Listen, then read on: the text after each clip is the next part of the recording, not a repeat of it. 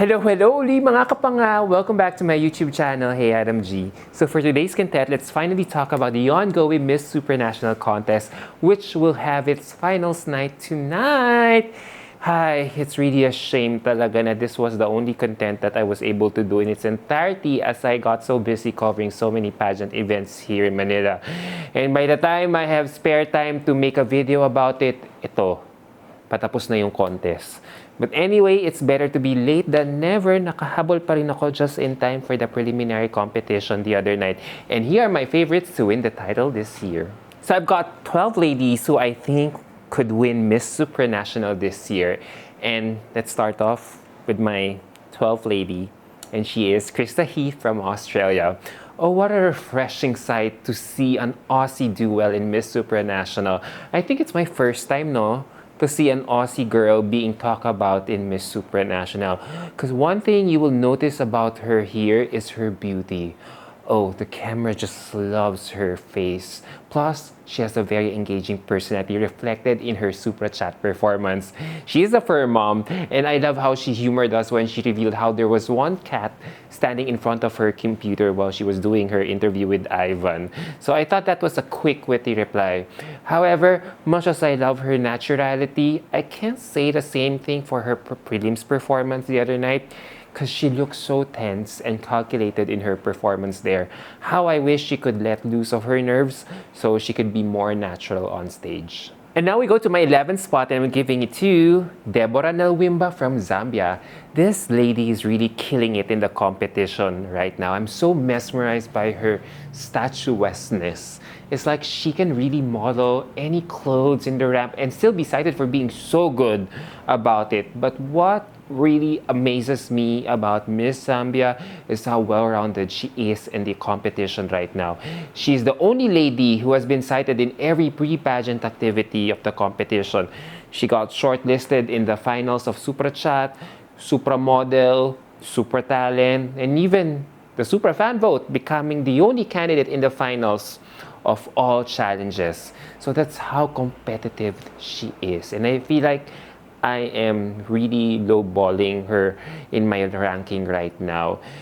During the prelims, she really did so well, but I just feel the gown that she wore during the elegance portion wasn't really the gown that was really flattering her curves. So maybe she could switch to a different gown that will really highlight her modellessness for a change. What do you think? And now let's go to my top 10. And number 10 here on my list is Marvelous Sanyaolu from USA. Oh, this lady has such strong stage presence. It's a no-brainer that she emerged as a top supermodel from her continent during the top model round, because she has the height, the ripped body, catwalk skills, and even stage presence to back it all up. And I also love how she knows how bright colors really complement her luscious skin tone with her wardrobe choices for the preliminary competition.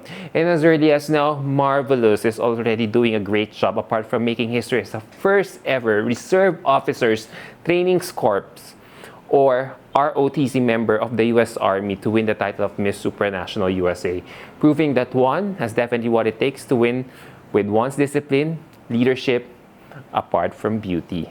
So, marvelous, marvelous. And now let's go to my 9th spot, and I'm giving it to Eshwan from Malaysia. I'm so happy that this lovely Malaysian queen is back in pageantry sooner than later. I first met her when I covered Miss Global in Thailand earlier this year, and I was so heartbroken that she only made it to top 20 despite her beauty, towering height, and commanding presence. Now, I'm glad that a lot of pageant fans from around the world are appreciating her so much here in this pageant system, because there is no doubt that modeling is really her forte, and she's clearly taking advantage of it here in Miss Supranational with her fierce turns during the Supra model round.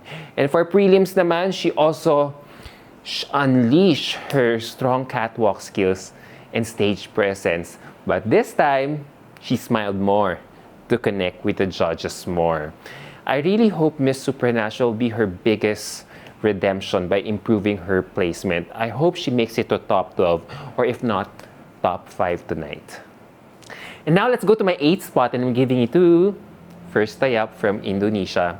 Her name alone already screams winner. So it's such a shame that I am also lowballing her just in my 8th position here. Honestly, I was not expecting much from her when she got crowned during her nationals last month, but she has made me fall in love with her in this pageant with her beauty, showmanship, and smarts since setting foot in Poland.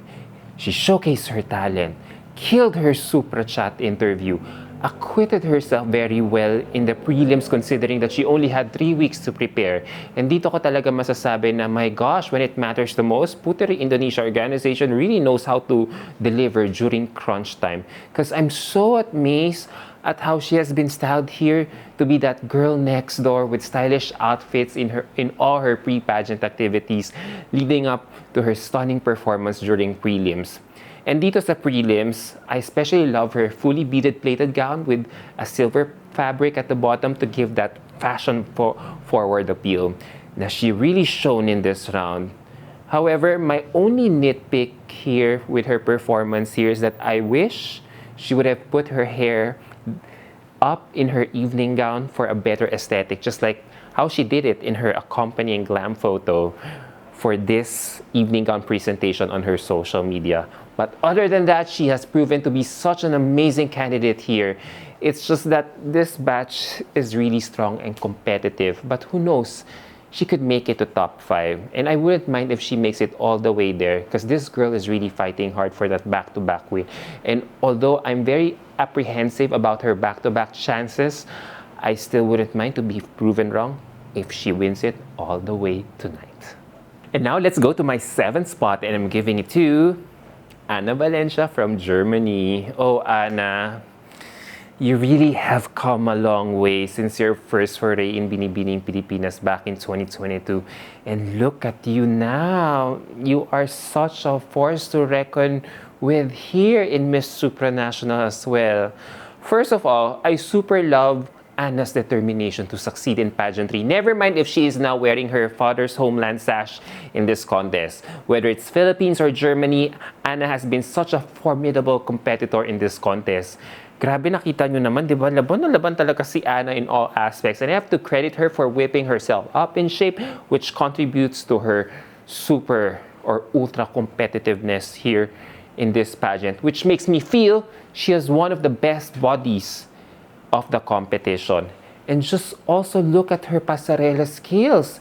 It has tremendously improved. And as much as she is so gigil in the inside, I super love how she is so chill on the outside when it comes to demonstrating her catwalk, which eventually made her nab the Supramodel Award from her continent.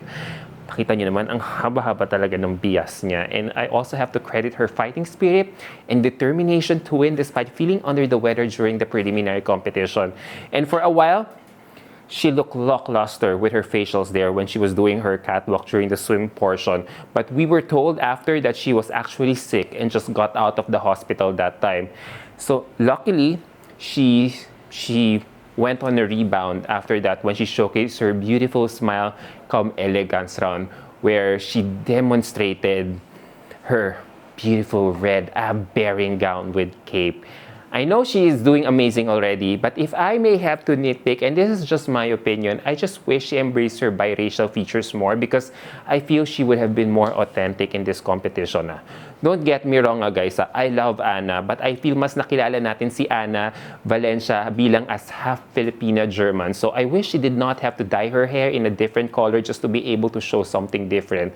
After all, there have been so many queens with Filipino heritage who did not have to dye their hair just to win a crown. Tingnan nyo na lang, di ba? Arbony is the greatest example here in my case. She still looked Filipina despite winning both Miss USA and Miss Universe in 2022. Tapos, di ba, also, VVV and Christina Chok did not need to dye their hair to a different color when they won their respective national titles last year. And even our local celebrities like Ann Curtis and Regina Wilson look so beautiful in black hair despite their foreign lineage. So sana she could have not switched her hair to a different color. But overall, with everything that Anna has shown all throughout this competition. I really wouldn't mind if she makes it all the way to top 5 tonight. And now we go to my 6th lady, and I'm giving it to, no surprise, Caribel Perez from Dominican Republic. What's a competition without the Dominican queen slaying it? I think it will be a lackluster edition if we don't see a Dominican queen dominating the competition. And Caribel Perez is making sure of this right now. Because I super love her sassy and fiery catwalk with those numerous twirls and hair flips. And that red gown in the elegance round just highlights how fiery she is in the competition. Never mind if her gown matches the carpet, but her ferocity and confidence are enough to keep things on fire. I also feel that she also killed her closed-door interview, knowing she has great communication skills as she has been hosting for quite some time. Nakita niyo ba yung hosting stint niya no Universal Woman? So yes, I see this queen slaying it. And I wouldn't mind if she also goes all the way to the top later. And now let's go to my top 5. And number 5 here on my list is, no surprise again, Valerie Clepadlo from Puerto Rico. I am so bewitched by this girl's beauty. Maybe it's because she kind of resembles Talia, or her compatriot Madison Berrios. Must be the blonde hair. I'm actually smitten by her performance here because she looks so stunning. And I watched her Supra Chat interview, and I was so engaged by everything that she said there about herself. That she's a marketing and fashion design student who loves to read, write, and take risks. So I'm really stunned by her totality, and it's really reflecting on her performance during the preliminary competition. If I were to nitpick lang, I hope she could have put her hair in sleek, as I feel she has been wearing that hair waves for so long all throughout the competition. So maybe it's time to switch it up for the finals later on. And now let's go to my 4th spot, and we're giving it to Lilia Petutsodir from Iceland. She's one of those reasons why I am so excited to follow Miss Supranational this year, because of her beautiful face. She is a goddess in her own making with her participation here in Miss Supranational. I'm so glad that she is joining again. Diba? Remember her from Miss Universe in El Salvador? Yeah, she also represented her country there. Siguro hindi nyo na natatandaan, no? But I still do, because I got the chance to interview her one-on-one on the sidelines of the competition back then. And during that time, I can really see her potential, except that she was so drowned by her shyness then. Now, 2 years after, she has blossomed to a fine young lady capable of achieving her dreams in life. So watching her perform here makes me giddy, because she really looks more beautiful now given her experiences in life. Para siyang real-life Barbie in motion, highlighted by her pink swimsuit color and magenta-colored evening gown. So I feel she kind of knew her Barbie branding here, because she really looks one from head to toe. I know Iceland has a very weak sash, but that face should really be enough to get her far in this competition. And now let's go to my top 3. And number 3 here on my list is, no surprise, Quitantially Leto from Curacao. I have been absolutely floored by this girl's beauty the moment that she set foot in Poland as well. Her beauty is very regal and serene. It's like your problems or stress in life momentarily disappears as soon as you get to see her beautiful face, most especially her smile. And that's what I felt the moment she came out in swim. That smile of hers was really captivating. She was so luminous and beaming. And that pink gown looked so good on her, as it made her all the more soft and enchanting in front of the cameras, that she was just really effortless all throughout. So I really wouldn't mind if she wins all the way tonight. Watching her, to be honest, makes me feel so happy as well for her, because it must be a life-changing experience for her participating in this contest. So I watched her Supra interview, and she revealed how this pageant taught her to conquer her fear of animals as she went dolphin swimming with a crew of Miss Supranational organization when it visited the island nation recently. So if I were the Supra org, that's definitely music to my ears. Diba? Because she's very obedient. Plus, she's also a social worker, so crowning her will definitely enhance this pageant system's aspirational, inspirational tagline. So, yeah, I also see her as a possible winner.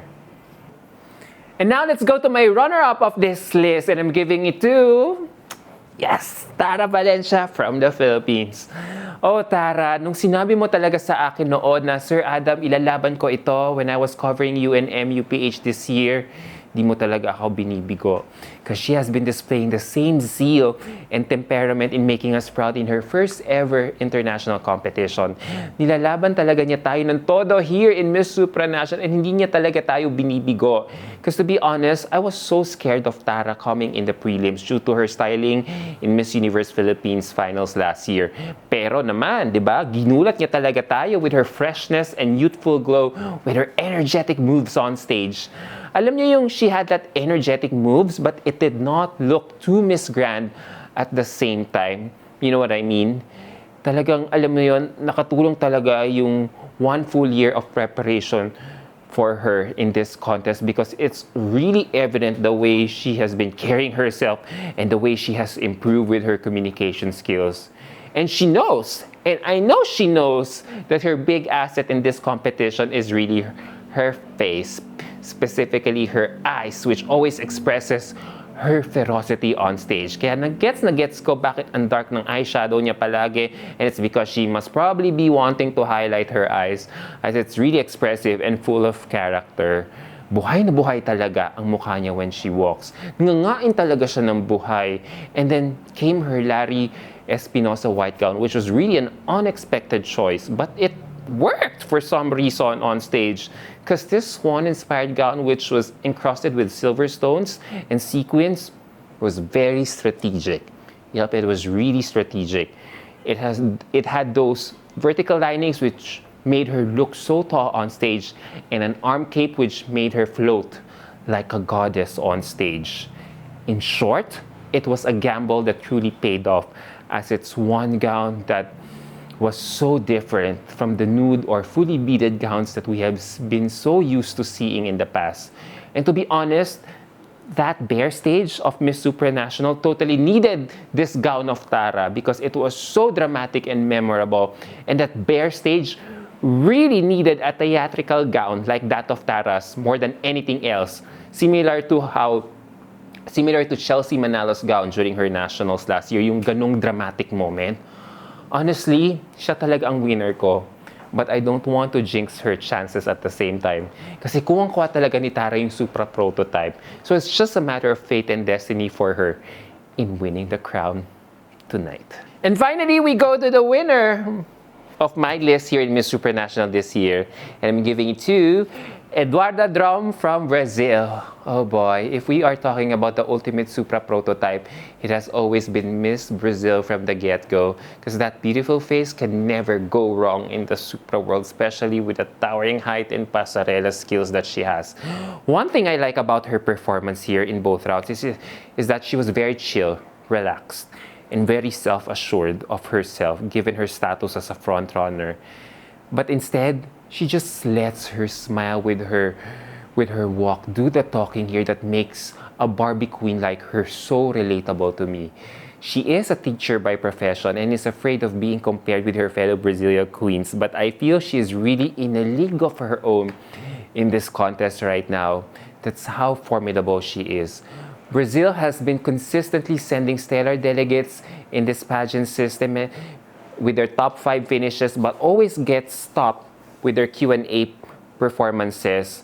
So I hope everything will all change with Eduarda's participation here, because I watched her Supra Chat interview and I'm so impressed that she was able to acquit herself very well. In fact, her Supra Chat interview is one of the best, as how Supranational organization collated all the best interviews of their delegates this year and put it in one content on their YouTube channel. So I hope everything will change with that, with Eduarda's participation here, because it is the only missing element why Brazil has never won the crown, even if they have been so close to winning the crown for so many years because of their Q&A performances. But all that could change once Brazil enters the top 5 this year. So who knows? It could really be Brazil's moment this year.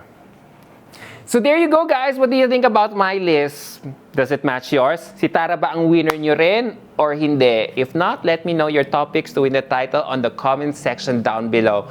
Alright, guys. Until my next video. Bye!